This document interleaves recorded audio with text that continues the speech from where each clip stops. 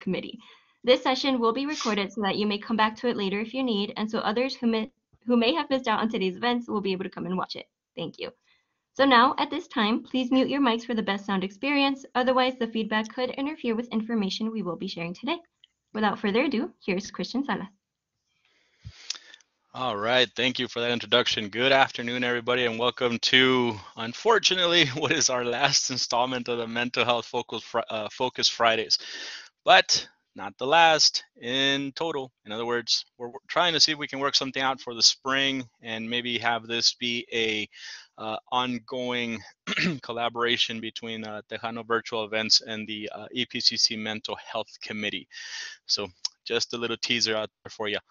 Anywho, again, thank you all very much for taking time out of your busy schedules and joining us again this afternoon for this, what I feel is a very interesting topic and something that we ought to be talking about. All right. I usually start with my quintessential question, which I completely forgot today, but everybody can hear me? We're good? Quick thumbs up. We're good. Awesome. I mean, I'm sure by now you guys would have been like, wow, this is the most quietest workshop I've ever been to. All right, cool deal. Thanks, everybody. So today we're going to be talking about any cows. Checking in can go a long way. I'm sure when you guys saw this on the flyer, you're probably thinking, what the heck are we going to talk about? You know, cheese, milk? What the heck are we talking about? And what does this have to do with mental health, right? As I stated, first and foremost, I do want to acknowledge the reason why we're here. And first and foremost, my colleagues in the Mental Health Committee, the EPCC Mental Health Committee, and of which, as stated, I have the privilege of serving as a chair. And also the Tejano Virtual Event staffs. Without them, this collaboration would not be possible. And you know, this whole setup and everything would not be possible. I always enjoy the music at the beginning, gets me pumped up and ready to go. All right. If you've been with me before, you know I don't like saying the outcomes and all this. I say the spoiler alerts because this is what tells you what we're going to be talking about today. I'm not going to spend too much time on the first one because, well, if this isn't about mental health and mental illness, in other words, the definition of it, but we'll talk a little bit about what is the difference between mental health, mental illness. Excuse me. As such, we'll also talk about what is a cow, not the bovine and not the different types of cows. You'll see, and who can have a cow, and how and why.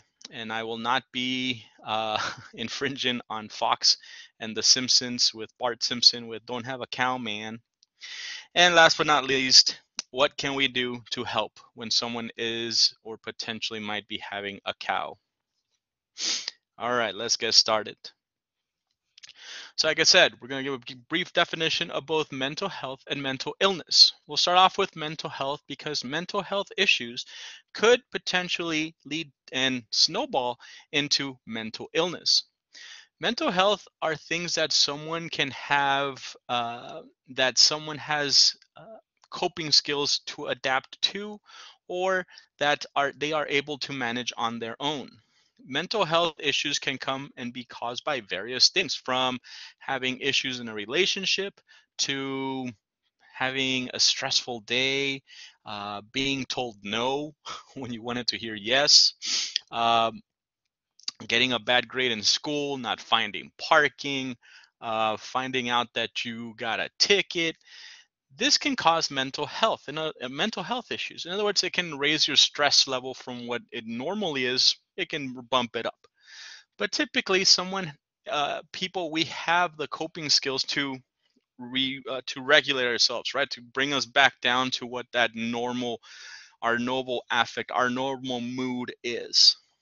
Now, when someone isn't able to regulate themselves, and when they're not able to bring themselves back per se, or those mental health issues persist,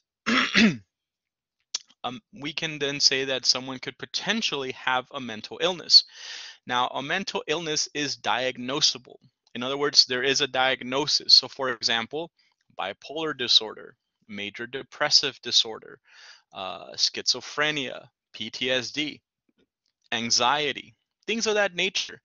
That is a mental illness. There's specific criteria, there's specific symptoms with time frames and the number of symptoms, and do they have this? How long have they had this? That somebody has to meet in order to be said to have a mental illness. Now, there are times when people use these two words or these two phrases intermittently. That's not the case at all. However, just like I said, mental health issues can and potentially could lead down the path to a mental illness if not taken care of. And I believe that in essence is what we are trying to do here in these workshops, is really help us as faculty, as staff, and maybe even as students, help identify some of these issues so that we could potentially be the first line of defense sometimes, right? As a faculty member, we might be that first line of defense with a student, with a coworker, or vice versa. All right. So what's a cow? And not that lovely milk-giving creature, or maybe not just milk for us carnivores and steak lovers out there. Sorry. But a cow is a crisis of the week. Now, before teaching at EPCC, I was a clinician. I was a mental health provider. I worked from helping children. I was a child therapist and worked solely with children. And man, that is tiring. No joke. I mean, talk about having, I felt like I reinvented the wheel every day. And I sometimes just working with kids is just very draining because of, it's working with kids, man. You don't expect these things to happen to little ones, or I mean, you work your butt off to try and make sure that everything's okay. But I've also worked with adults. I've worked with federal probation. I've worked with substance abuse, with mental illness, with pretty much the whole gambit of things. Anywho, why cows? Why bring this up even with patients? Well, at the beginning of any session, most of the time I would probably be with a patient every 2 weeks. And a lot of things can happen in 2 weeks. A lot of things can happen over the weekend. And if something did happen, or something was in the person's mind, or it was eating at them because it happened, or it's affecting them, or whatever the case might be, whatever I had planned for that session, whatever I had planned to work with them, is not going to mean a damn thing, pardon my French, because in their mind, in their head, they're preoccupied with that crisis. So I liked to kind of check in at the beginning of each session, right? And you guys might be thinking, wait, what does this have to do with me as an educator, me as an administrator, me as a student? Give me a sec. So I would come in and aside from the hi, how are you? How's this? Like, hey, any cows this week? My patients that I've had for a while, they already knew what I was talking about. And they're like, you know what, Mr. Salas, yeah, this and this and this happened. Well, let's talk about it. Let's get it out. Come on, let's talk about it. No, pues and this and this and this happened. Okay, what can I do to help? How? No, you know what? I was able to do this and this and this. Excellent, great. So anyways, whatever level of degree of assistance, of help that they needed, we took care of it. And then we went to do what I needed to do to help them with the bigger picture of things. So these crises of the week, like I said, they can be a crisis of the day. In other words, it's something that happened one day. It could have been the entire week. It could be something that's affecting them for a long period of time. For us, it could be something that happened in the last class period, right? They got a bad grade. The student got a bad grade. Now they're kind of down in the dumps, right? So this is how it applies to us as Tejanos, as faculty, as staff, and as students. As coworkers, we really don't know what our coworkers might be going through, right? You might say, hey, how's it going? And everybody's usually like walking by, going to an office. Hey, how's it going? Hey, I'm doing good. All right, catch you later. Hey, how are you? I'm great, thank you. Right? Just passing by. But how many times have we actually taken time to really ask how someone's doing? Besides that cordiality, besides that, how's it going? Great, awesome, talk to you later, right? Now, these crises, like I said, depending on the individual, they can come and go. An individual might have what it takes to process and get through it and walk themselves out of it. But sometimes they don't have the skills. Maybe they don't have the knowledge or they don't have the resources to do so. Some of these can linger. In other words, they might be put in the back burner, but still this little alarm. Still something in the back that is kind of eating at you, right? That there's something there that it just doesn't give, it's not comfortable. And at the end of the day, even though this might be something that happened at home, something that happened at school, at work, in a relationship, something that might have happened somewhere else, maybe a family member or relative that lives in Mexico, in Europe, somewhere that is not here in El Paso, can still have an effect on that individual here. And it can affect us in all those different facets that I mentioned. So here we go. All right.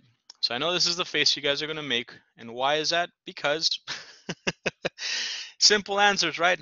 Who, how, and why. Who can have a cow? How and why can it happen? Well, who? Anyone. How? Anyway. And why? Any reason. Okay, so again, before you guys make that face at me and be like, really? This is why I took a really quick lunch break and decided to log in here. But seriously though, when we talk about the crisis, right? I know crisis has this, you think crisis and alarms start blaring and things start happening outside. Well, yes. Yes, that's a crisis, right? But we all have a different definition of a crisis. We all have a different definition of a difficulty, something or a crisis that we are going through. Now, it's not our job to differentiate, or let me put it in different words, to assign a level of difficulty or severity to the crisis. That's not our job, because the individual already did that. They're the ones who have escalated or put that situation at the level of a crisis. So we don't have to sit there and be like, oh, well, that's not really a bad thing. Well, to us, it might not be, right? So again, who? Anyone. Faculty, staff, students, co-workers. Anyone and anyone can have a crisis of the week, or just a crisis. We'll keep it at crisis for now. How? How can this crisis happen? Well, again, anything, just like the why. There's no specific reason. Anything could be. You might be in the greatest mood and things might be going great, and next thing you know, something happens that just totally throws a wrench into your plans. Case in point, think about yesterday. Yesterday was Thursday. Um, my wife and I getting our boys ready to leave in the morning, and she gets a text. She's doing her doctorate at UTEP, and so she's part of the minor alerts and all this other stuff. And so she gets an alert from UTEP saying, stay away from campus. And I'm sure everybody heard the news. And though she's not going to campus, but she's like, oh my God, what the heck's going on? I'm like, I don't know. And I'm still very closely affiliated with my alma mater, so I have no clue what's going on. But it turns out later on we find out that both our baby's daycare that's near UTEP-ish and our oldest son who's going to school near UTEP, both those schools were on lockdown.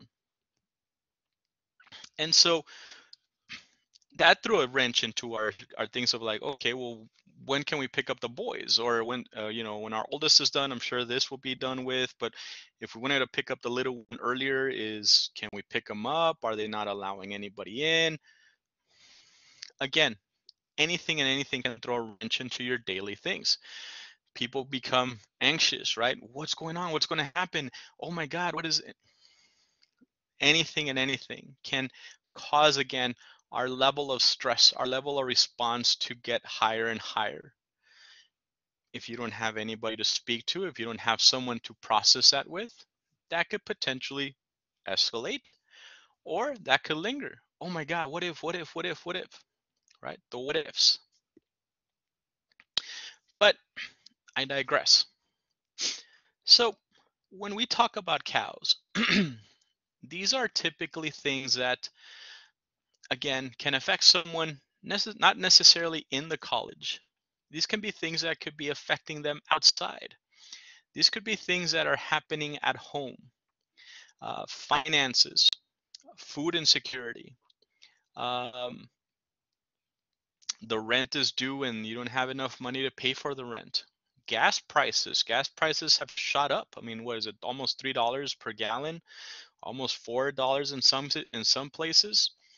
Then it's like, do I put in gas? Do I buy groceries? Should I not drive to this place? Let me cancel my doctor's appointment because I can't drive all the way to the east side and spend X amount on gas, because then I don't have money to pay for groceries this week. So people start getting into these situations of trying to put things on balances. So again, it really can be any little thing. Now, going into the why is it a crisis? Because it's out of the ordinary. It's not something that we expect to happen. It's not something that, unless sometimes we joke around with our oldest son, and we're like, oh, les miserables, right? It's like, oh, well, I really wanted to do this today. We're like, sorry, bud, mom has to do this. I gotta do this, da da da, this and this. Well, I really wish that, like, oh, well, sorry, but we'll do it, and we'll make it up next week. We'll do something next week. We'll do something later. Or let's say we finish early. We see. All right, right. So it it really depends on how someone can perceive something. In other words, what level are they assigning to that situation?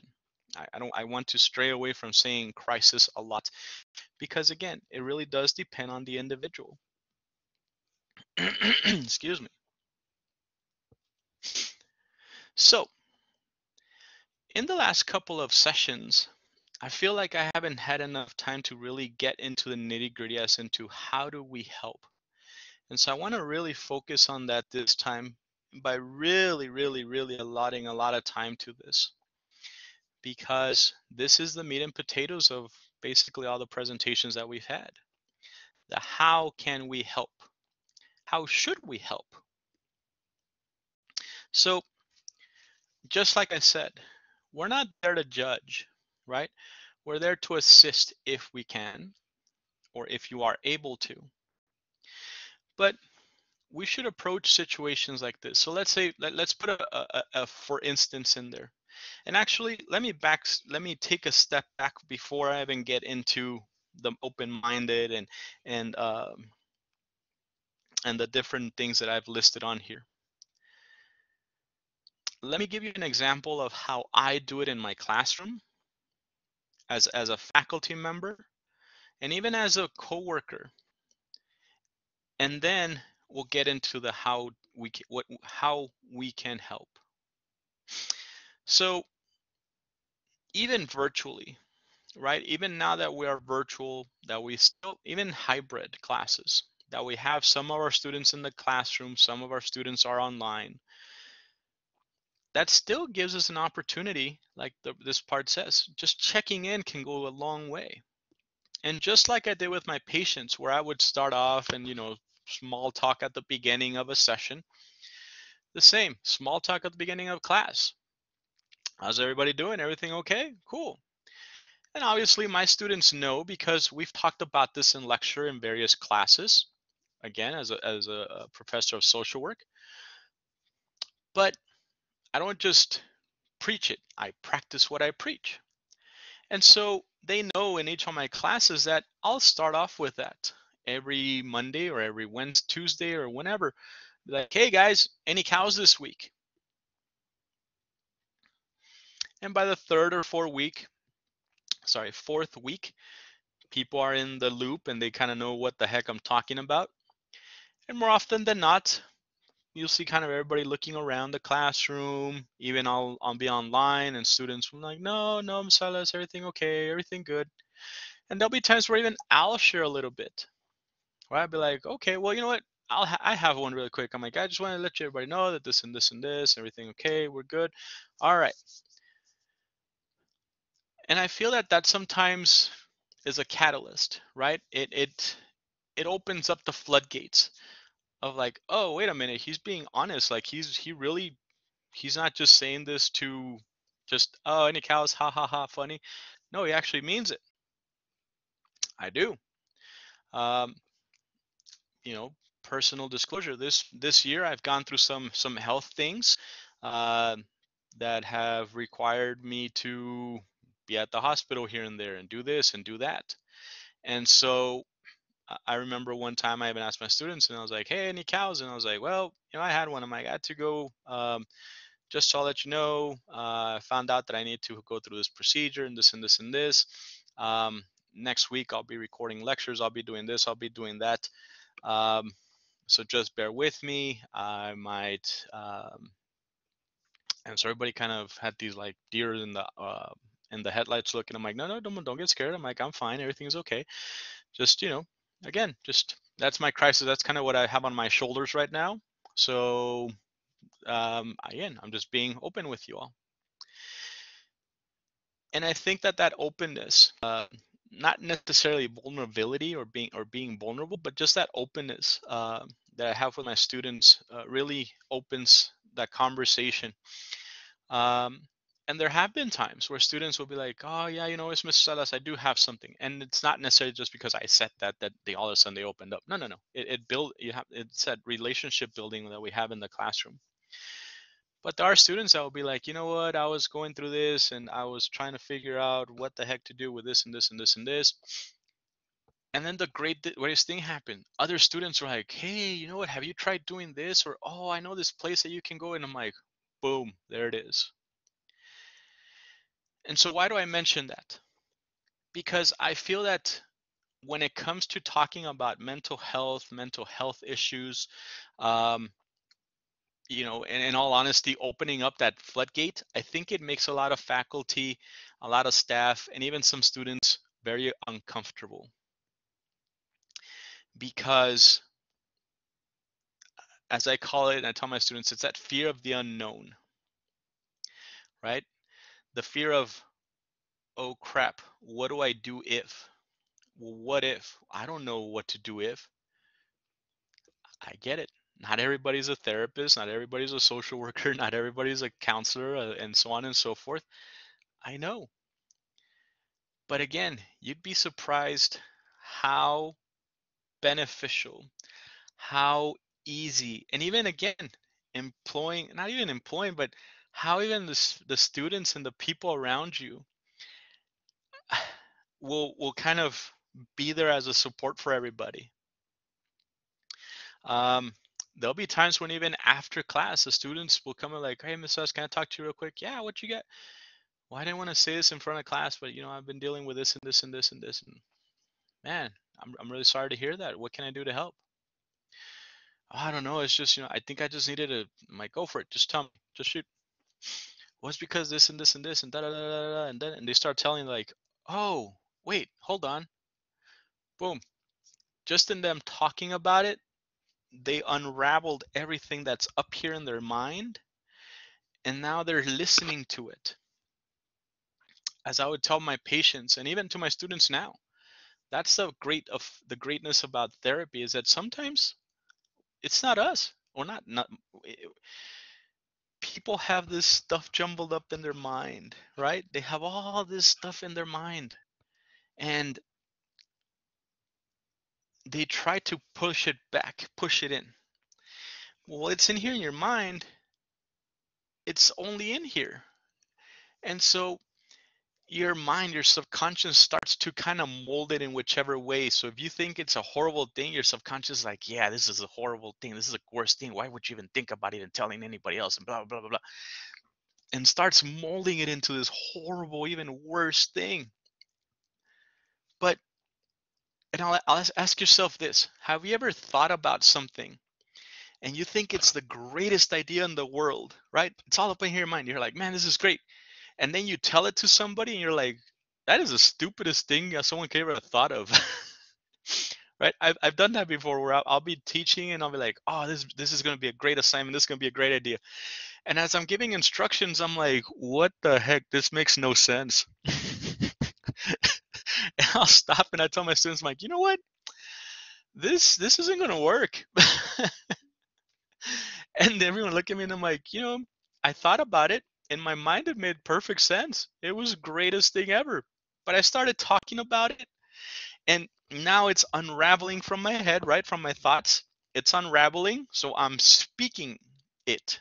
I'm also thinking of how I'm going to say it. So now I'm thinking of how I'm going to say it. I'm saying it, but now I'm also listening to myself say it. So I got kind of three things going on, three ways of looking at one strain of thought. But while it's still here in my mind, it's just here in the mind. It's being manipulated and being pushed and molded into whatever my mind wants it to be. But again, when I say it, I'm thinking of how I'm going to say it. I'm saying it, and I'm listening to myself say it. Okay, why the heck did I say that? Because when we ask somebody, hey, how's it going? The knee-jerk reaction is like, oh, everything's great. Thanks for asking. Thank you. Bye. We're done. But adding that an extra level of like, hey, any crisis, anything going on this past weekend, everybody doing okay? And really, really, really taking the time to kind of hit the pause button and being there for that person.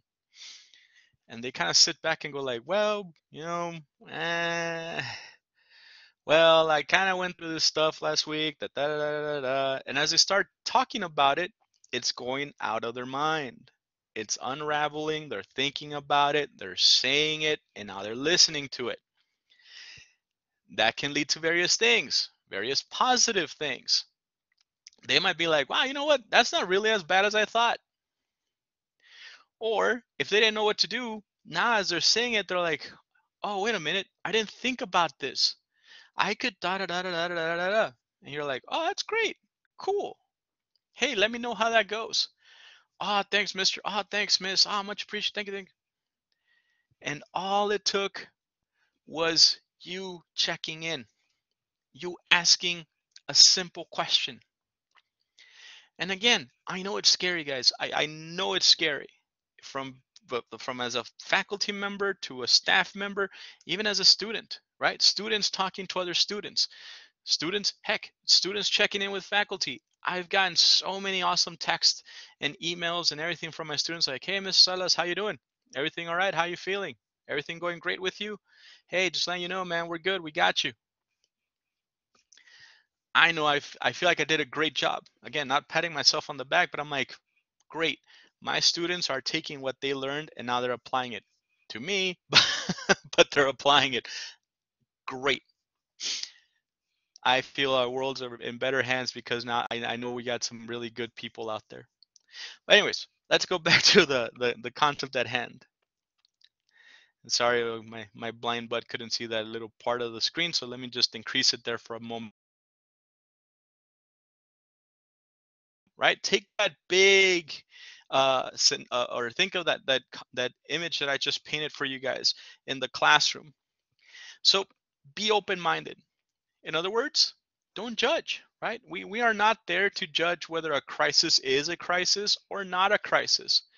We are not that individual. We don't know the circumstances. We don't know what caused it for them to be a crisis. All we know is to them, it's a crisis. Don't force it. In other words, Don't be like, come on, guys, really? No one has a crisis? Come on. Do you have a crisis? Do you have a crisis? It will come. It's all right. You know, I'm not going to sit here and tell everybody that, as a faculty member, as a staff member, as a whatever your position is, that you have to disclose about yourself. If you don't feel comfortable doing that, it's okay. Don't do it. Don't do it. Just like I said, don't force it from the students. Don't force it and say like, oh, okay, well, I gotta say something about me. No, no, no, no, no, no, no, no, no, no. That is definitely not something that I'm professing, and something that I am not saying. It's your comfort level. That is you. You you disclose if you want to. If not, don't. No, no, no. That's there's no way in heck I will ever say that to anybody. But again, that relationship that we have with our students, with our coworkers, you know, do you know everybody in your discipline? Do you know everybody in your department? Do you know everybody in your division? Well, some divisions pretty damn big, right? Sometimes I go to division meetings and I'm like, hey, I didn't know that you were part of our division, and it's someone I've met on the walk to class. So maybe I'll challenge you all with that. You know, maybe just say hi to someone new every day. And when you say good morning and hi, how are you? Actually listen for the reply. Don't be like, hey, how you doing?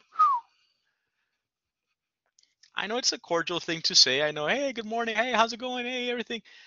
I know it's a cordiality. I know it's nice. It sounds nice, but just stick around for the answer. It takes 2 seconds. That's it. Um, I think something that will help ease that comfort level of asking or not asking, because again, that comfort level lies in, well, what if they do say something? And what if there is a crisis? Then what? Well, be aware of the resources that are available. Um, the mental health committee actually has worked really hard in making sure that uh, we have a list of resources. If you go to the EPCC counseling webpage, there should be a link of local resources. And I know it tends to focus a lot more on mental health issues, mental illness. Uh, but even the EPCC mental health awareness website, again, focuses a lot on mental health and mental illness. Um, as a committee, however, the mental health committee, in tandem with Dr. Paula Mitchell and great task force, which I am very privileged to be a part of, we are working very hard and very diligently on bringing to EPCC a mental health and social services center, not the final name, but basically a one-stop shop where students that are facing issues of mental health can go and receive mental health counseling. Um, and if are in need of social service assistance, in other words, people that might be dealing with food insecurity, that might need a food pantry, that might be dealing with homelessness, with financial issues, uh, legal immigration, I mean, things of that nature, that they can go and resources will be available for them instead of you not knowing what the heck to do, where to go. This is going to be a one-stop shop with information and services for our students and faculty as well. Um, be aware of the community resources that are out there. A great one is the UTEP Empower Change. And if you just Google UTEP Empower Change, it will take you to their website.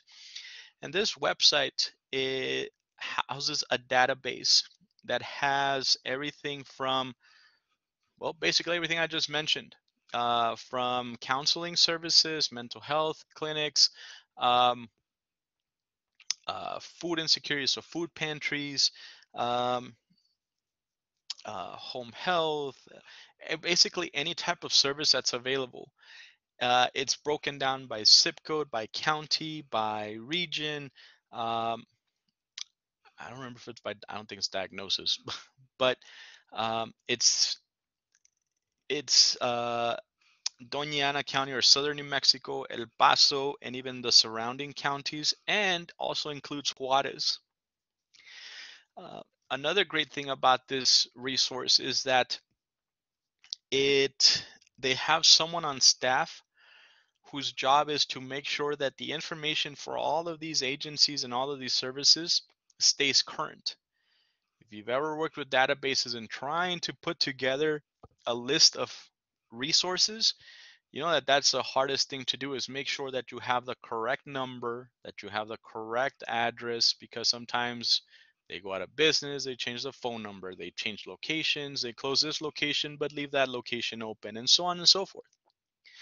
And so to have someone on staff whose job is basically make sure that the information stays current is a huge help for them.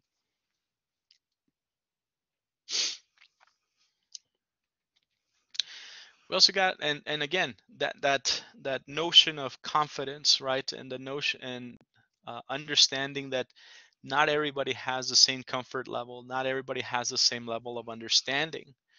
But something that will help you is I would help validate the feelings. So someone says, I'm going through some really hard times and I feel this and this and this. Like, wow, you know what?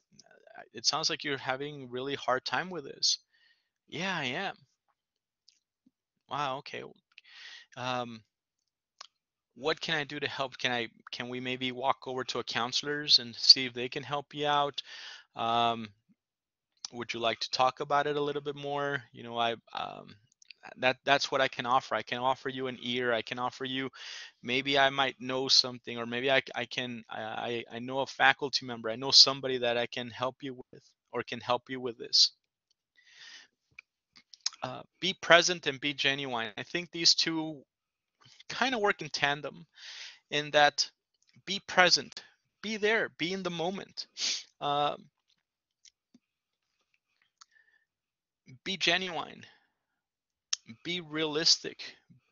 Um, People can spot a fake, right? I joke with my wife that our baby started to develop like a fake laugh. And I'm like, oh, great, he has your laugh. She's like, what the heck are you talking about? I tell him, like, well, you have a fake laugh. I'm like, I know when if I say something that's kind of dumb, you laugh a certain way, like, haha, okay, whatever. And then you have your real laugh. And I think our baby has the same thing. Like sometimes we'll do something and he'll kind of be like, huh. But then when you make him laugh, he's like, ah, all giggles. So be genuine with somebody. Really be there for them. You know, if you're, like I said, you can't force it. If if you don't feel comfortable with it, if you don't feel that you can do this and really um, provide not necessarily a shoulder or an ear, it's okay, guys. Excuse me. Again, I'm not asking anybody here to be a counselor, a therapist, a social worker, or whatever. If you're not comfortable, that's totally fine. It's fine. But I feel that it probably hurts somebody more if you kind of just be like, okay, what's going on? And it feels more like it's a chore for you to be there than to be like, okay, what's going on? Tell me. Can I help you with something? It's fine. Again, don't force it. And it again goes both ways. Don't force it for them to tell you, and don't force it for you to be there. I understand, us as faculty, us as staff, we're not robots. We're not immune to any of these things that I have mentioned. We have our own stuff to deal with, right? We have our own things, our own demons to exercise. So I get it that sometimes we're ourselves not in the best of mindsets to be like, you know what, right now I'm at like zero energy, zero emotional energy to give to somebody because it's being taken up over here. I get it. That's totally fine. And by no means do I expect or do I wish to convey to anyone here or might be listening that you have to listen. No, no, no, no, no. Are you comfortable? Are you emotionally and energetically there to be able to listen to somebody else? If not, it's okay. It's fine. And like as last but not least, listened, listen. Don't just hear. And there is a difference. Hearing is like me hearing right now our um, mail truck drive by. I heard it. It's involuntary. It's there.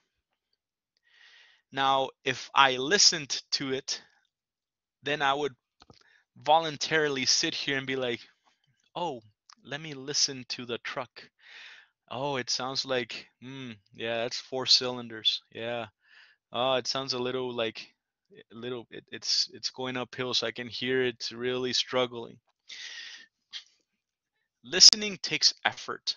Listening takes you voluntarily listening and processing what is being said.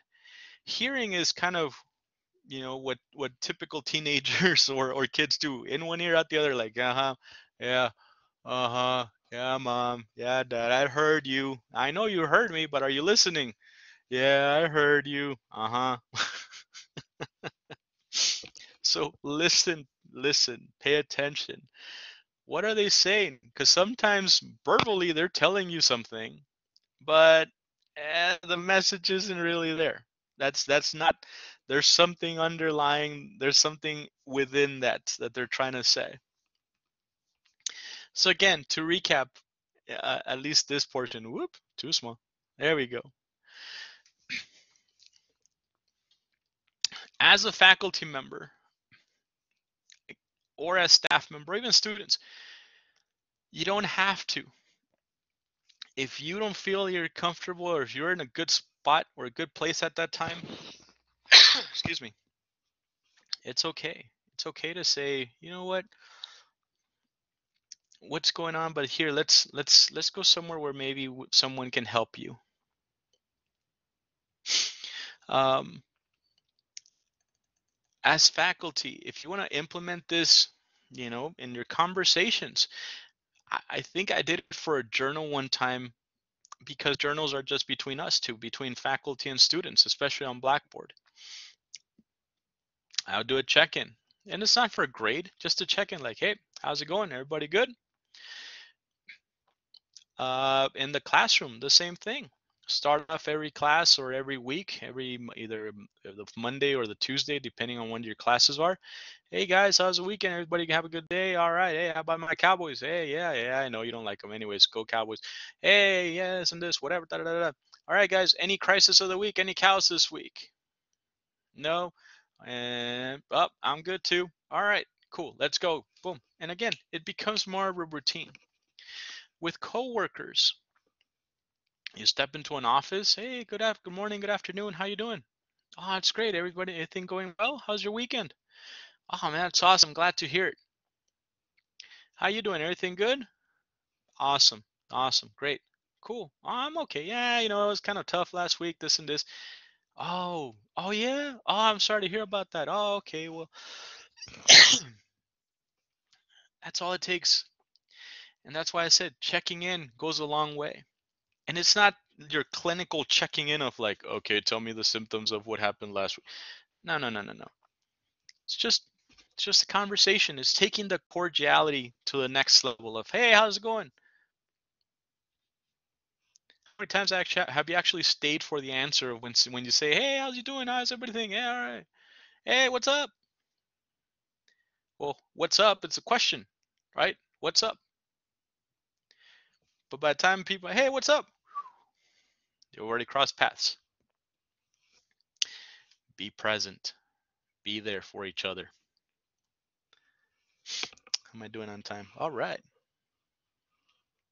Perfect. So, with that, any questions, comments, or concerns? Either you can place it on the chat, unmute yourself, whatever works for you guys.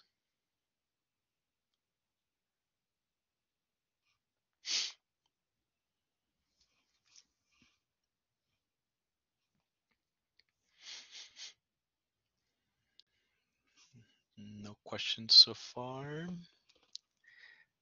Oh, thank you, Nancy. Appreciate it. Thank you, thank you. Oh, sorry, not Nancy. My apologies. Manny. Sorry, sorry. Whew, need to clean my glasses.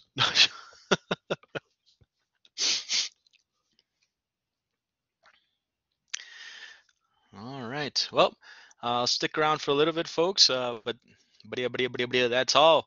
Um, as you know, I practice what I preach, guys. So, like I said, um, if there's anything that I can assist you with, anything that um, if you have a question, I know sometimes it's like the doctor's office where you're like, I don't have anything, I'm good, that's awesome, great, da. And as soon as you log off, you're like, oh man, I forgot about this, and what about this? There is a Um, question there for you, Mr. Salas. take a picture, take a second, jot down my email address, my office number, any questions, comments, concerns you might have, by all means. Um, do reach out. Oh, sorry, I just saw that there's an email out there. Sorry, not an email. Does the mental health committee have a place we can refer students to? They need someone to talk to.